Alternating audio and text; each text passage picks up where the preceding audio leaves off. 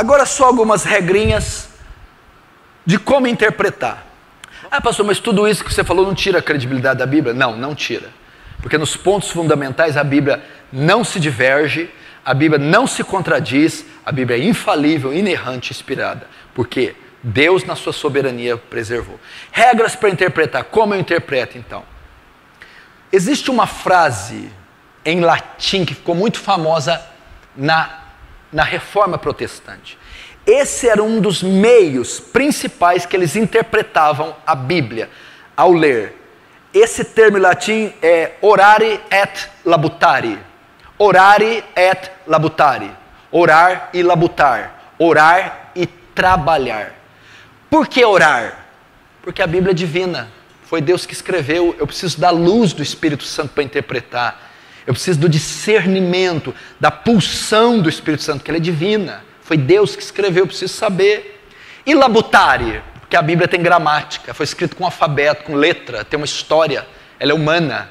Ela precisa ser interpretada.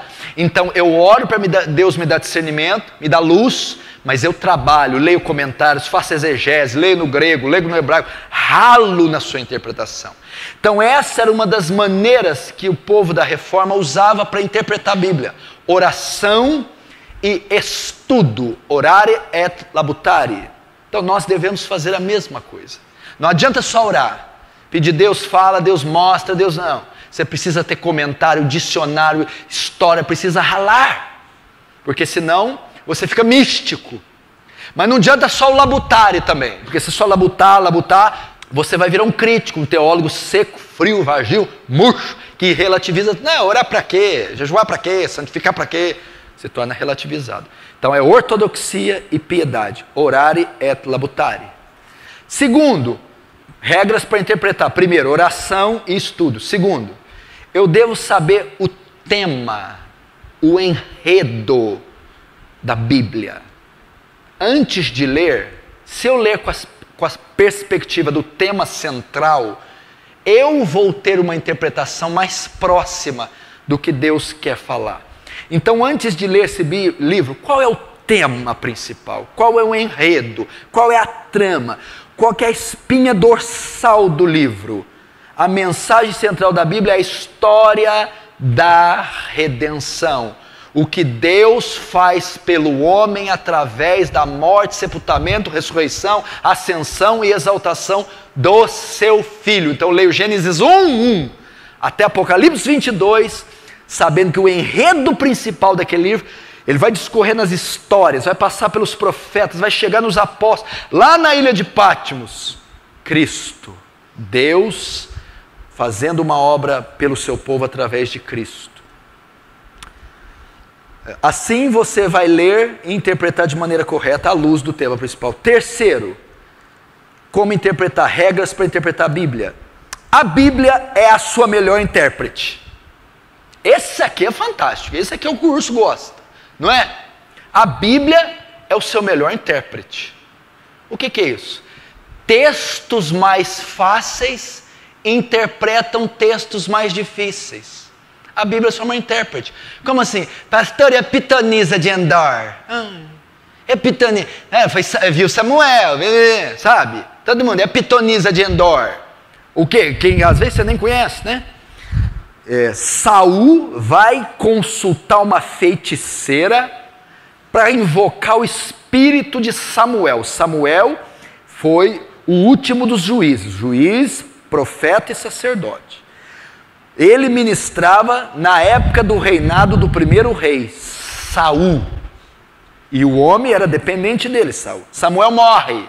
Saul, desesperado para buscar uma palavra, vai consultar uma adivinha, uma médium, uma bruxa.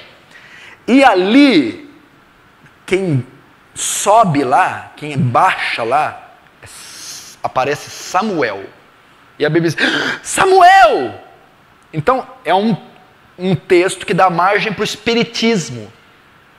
Olha lá, Samuel reencarnou, apareceu, era uma sessão mediúnica. É um texto difícil. Tem maneira de se interpretar ele. Mas eu vou para outros mais fáceis. A Bíblia apoia o espiritismo? Não. Hebreus 9:27. Ao homem está ordenado morrer uma vez só. Depois disso vem o juízo. Deus está claro aí sobre o espiritismo. Pronto. Deuteronômio 18. Não achará entre ti quem consulta os mortos, nem necromante, nem adivinho. Aquele que faz tal coisa para o Senhor é abominação. Pronto, Deus está falando que o espiritismo é uma abominação. Textos mais fáceis. Textos que testificam clara. Porque a imagem, pastor. Porque a Maria. Não, tem textos claros. Então, a Bíblia é a sua melhor intérprete. Textos mais fáceis interpretam textos mais difíceis. Eu não preciso ficar ali pelejando com a pitonisa. Será que tem espiritismo? Não tem espiritismo? Tem outros textos que Jesus, que Deus, condena o espiritismo. Então, regras para interpretar. O Antigo Testamento é interpretado à luz do Novo Testamento. Como que você interpreta o Antigo Testamento? Você tem que ter o conceito do novo no seu coração. Por exemplo, no nosso conceito, para que serve sacrifício? Nós vamos excluir o Antigo Testamento? Não. Mas como ele vamos usar? Você vai oferecer animal aqui? Não. Você vai guardar dias? Não. Você vai fazer isso, isso, isso? Não. O escritor de Hebreus diz o quê? Que o Antigo Testamento, a lei cerimonial, os rituais eram sombras das coisas que iam vir. Eu interpreto o Antigo à luz da encarnação do Verbo, o Cordeiro Pascal, Cristo, o sacrifício sendo oferecido num espeto de madeira, a morte na cruz. As leis cerimoniais apontam para as leis morais do Novo Testamento. Então eu interpreto o Antigo à luz do Novo, né? Porque tem costumes, tem circunstâncias no Antigo Testamento que não são usadas. O escritor diz que entrou em caducidade, obsolescência, arquétipos, fim.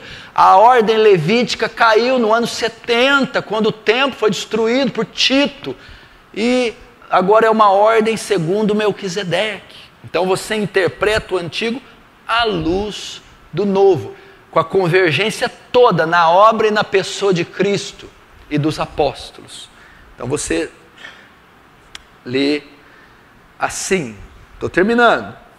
Outra regra para interpretar a Bíblia: o texto quer dizer o que o autor quer dizer. Interessante isso, né? Os pentecostais, os carismáticos, por exemplo, falam coisas que não tem nada a ver. O que o texto quer dizer? O que o autor queria dizer. Então levo em conta o pano de fundo histórico.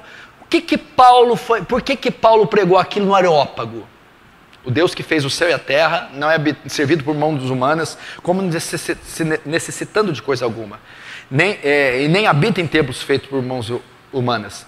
Dele vem o ar, respiração, nele nos movemos, estimos, vivemos. O que o autor quer dizer? Eu vou tirar aquilo ali para criar uma doutrina? Não.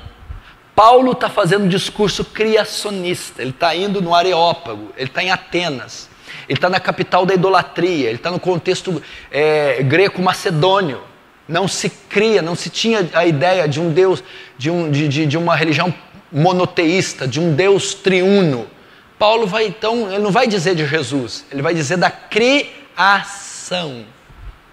Então eu vou saber o que o texto quer dizer, o que Paulo quis dizer. Ele vai provar para eles que existe um só Deus, é o Criador de todo o céu e da terra, e aí até chegar em Jesus. O sentido natural tem que ser preferido ao sentido figurado.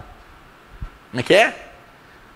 Sempre quando você lê, você tem que ver o sentido literal, natural. Ele deve ser preferido. Por exemplo, quem não crê será jogado no inferno. Não, o inferno é figurado, não existe.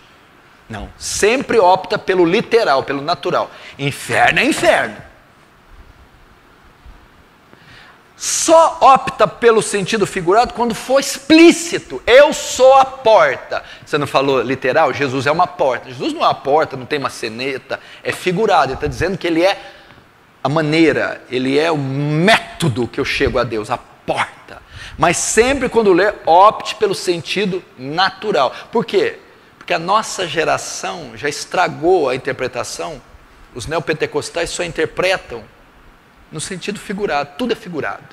Não, aqui pé não é pé, aqui vinho não é vinho, aqui Jesus não cansou, aqui não foi sangue que ele suou, é tudo figurado. Não, é natural, é literal. E último, o texto deve ser interpretado à luz do seu contexto. À luz do seu contexto. O que quer dizer isso? Texto sem contexto é pretexto para uma heresia. O que mais gera seita, engano? A pessoa está pregando, está evangelizando, está ensinando, está escrevendo livro, e ela está usando a Bíblia, mas um texto fora do seu contexto. O que é o contexto? Versículos anteriores e versículos posteriores ao texto vão definir o que o texto está dizendo. Então nunca traduza um texto fora do seu contexto. O que é o contexto? É assim, ó. João 3,16. Porque Deus amou o mundo de tal maneira. Qual que é o contexto? Quem falou esse texto? Jesus. Para quem falou? Nicodemos. Quem era Nicodemos? Um príncipe dos fariseus. Que época que foi? Aí você vai chegar na interpretação correta. Nunca interprete um texto fora do contexto. Por exemplo, um texto que muitos interpretam de forma errada. Hebreus 12,15. Que nem uma raiz de amargura brotando vos prive da graça de Deus, e vai. Está vendo? Você não cumprimentou o irmão, ele está com raiz de amargura. Está vendo?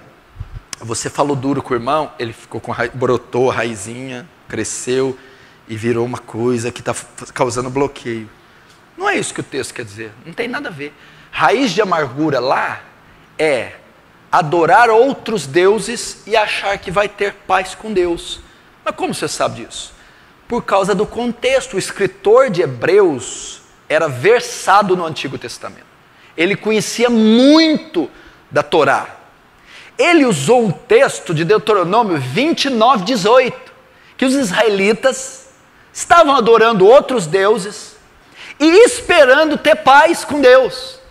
Ou seja, o texto está falando de apostasia. A raiz de amargura é apostasia. Cuidado para não se desviar da verdade. Cuidado para não adorar outros deuses, achando que Deus vai aprovar. E muitos se contaminem. Aí vai dizer de Esaú, que trocou sua primogenitura por uma lentilha. O que tem a ver Esaú? Olha o contexto.